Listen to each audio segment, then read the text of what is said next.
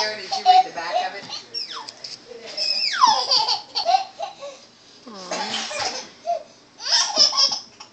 Oh, I guess it's Jericho that read it. I read the back of it.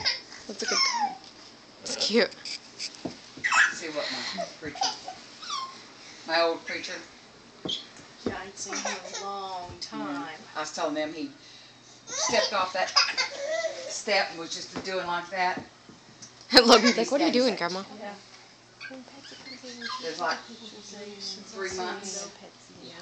Like 3 months difference in their ages.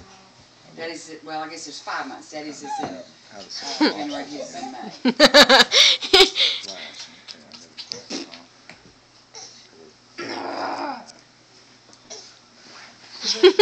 Careful. Do what? Do they still go to that church? Oh, yeah. Well, they just rejoined. The pastor that took over before they did, he felt like, and preacher felt like, that it would be best if he left the church. Because, so they went to a church in Tulsa, and this preacher came, and he'd been there for about a year, then they decided to come back.